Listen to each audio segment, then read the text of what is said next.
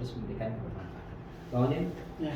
izin, gimana kabarnya Bang? Sehat Bang? Baik, alhamdulillah sehat walafiat. Pastinya perjalanan sangat panjang dari sangat luar Gaza biasa ke Indonesia dan yang lainnya. Izin Bang, silakan mungkin menceritakan bagaimana kondisi saat ini di sana dan kira-kira apa yang bisa kita kolaborasikan. Iya, bismillahirrahmanirrahim. Assalamualaikum warahmatullahi wabarakatuh. Waalaikumsalam. Allahumma sholli wa sallim wa barik ala sayyidina Muhammad wa ala alihi wa sahbihi ajma'in.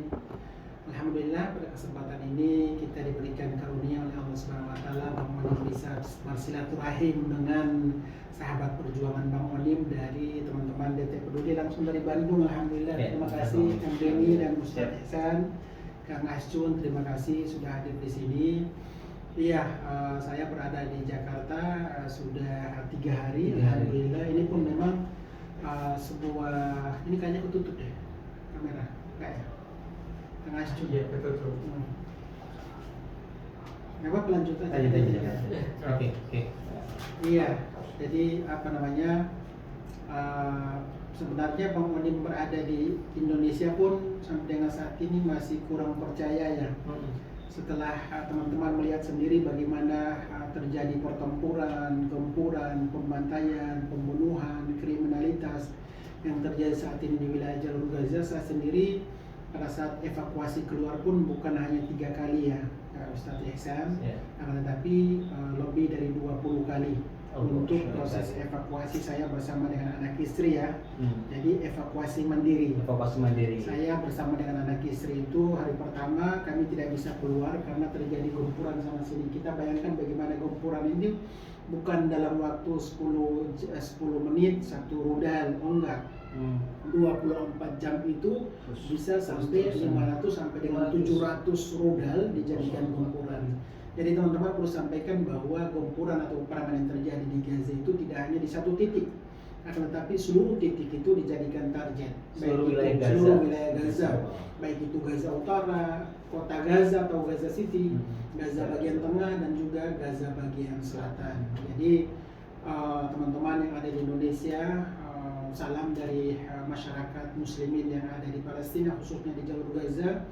Mereka menyampaikan bahwa alhamdulillah sampai dengan saat ini ada sebuah negara jumlah muslim terbesar di dunia, Indonesia, yang masih memberikan solidaritas, dukungan dan doa bagi saudara-saudara kita yang saat ini di jalur Gaza.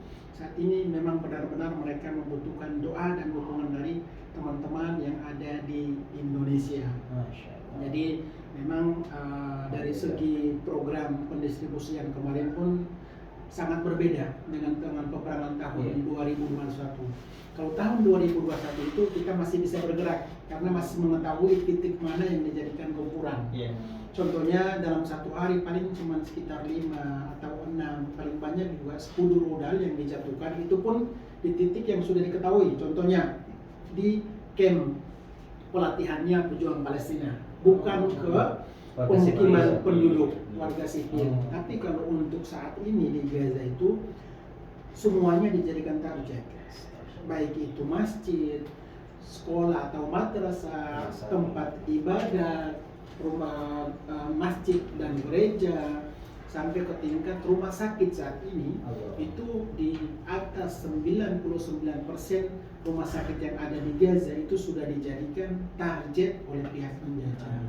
Iya, itu bukan dihancurkan secara langsung ya, tapi memang ada bagian tertentu atau di halamannya atau di ruang tertentu itu yang dijadikan target. Karena kita lihat sendiri kan, rumah sakit situ kan ada yang namanya pasien, ada yang namanya keluarga pasien, ada yang tim medis, ada yang warga Gaza yang berlindung di rumah sakit tersebut. Tapi memang saya juga tidak tahu kenapa dijadikan target oleh pihak penjajah.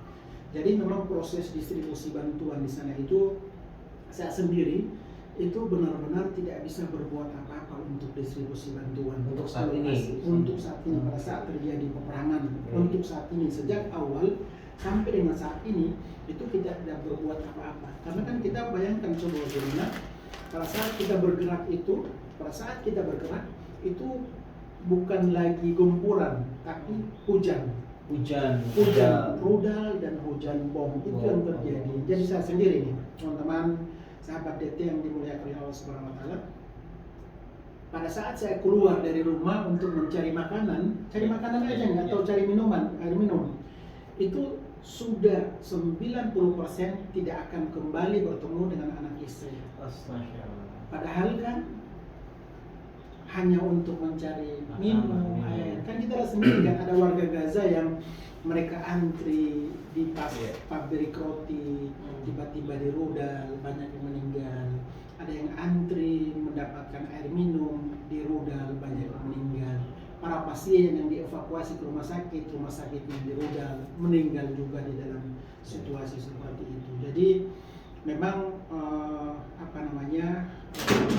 kualitas untuk distribusi bantuannya berbeda dengan tahun-tahun sebelumnya. Jadi bisa dikatakan belum maksimal karena dengan situasi dan kondisi seperti itu.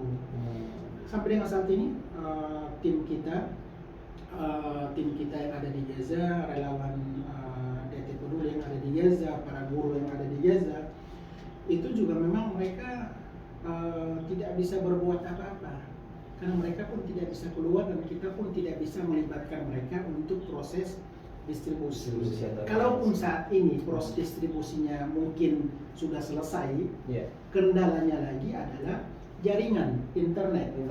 Jadi pada saat kita selesai nih distribusi bantuan selesai, begitu kita mau upload video, itu tidak bisa karena jaringan internet di Gaza itu dalam 30 menit, 20 menit mati. Yang tersedia hanya 1 menit. Jika kita mau upload video yang kapasitasnya mungkin 1 giga, 2 giga itu kan, itu kendalanya seperti itu. Jadi mungkin ada keterlambatan bukan karena dari pihak DT Peduli atau dari pihak mitra Bang Onim di sana, mitra DT Peduli, tapi memang situasi yang kami harus seperti itu. Karena nanti kita berpikir bahwa oke lah bisa saja kami nekat untuk turun lapangan. Tapi kalau sudah meninggal, amanah ini siapa yang akan menghandle atau mereka? Makanya kita juga di sana, tim kita yang ada di sana, dalam bergerak itu tentunya harus melihat situasi dan kondisi ya, supaya amanah dari teman-teman sahabat DT Peduli ini bisa disalurkan, terdistribusikan secara tepat sasaran kepada saudara-saudara kita yang ada di jalur Gaza. Memberikan dampak yang panjang kepada benar. Jadi memang saat ini yang kita bicarakan saat ini kan emergensi ya. Betul. Emergensi itu kita masih di fase emergensi, yang dibutuhkan itu bahan makanan,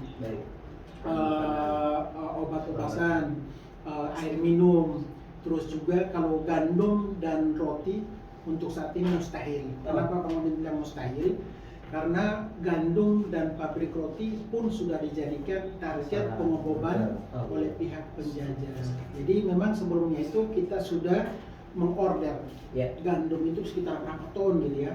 Tapi ternyata gandum tersebut berada di Gaza Selatan dan sangat sulit untuk dibawa ke Gaza City atau ke Gaza bagian utara seperti itu. Jadi yang saat ini kita masih bergerak fase emergensi. Dan fase emergensi ini tidak dibatasi dan kita tidak tahu karena saat ini kan semakin brutal, semakin bertambah situ para korban sampai dengan saat ini sudah 32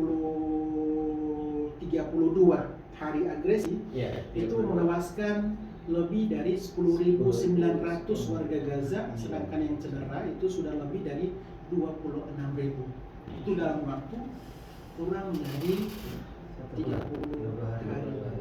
Bang Onim, ada pertanyaan dari teman-teman donatur itu. Kan sebetulnya dalam undang-undang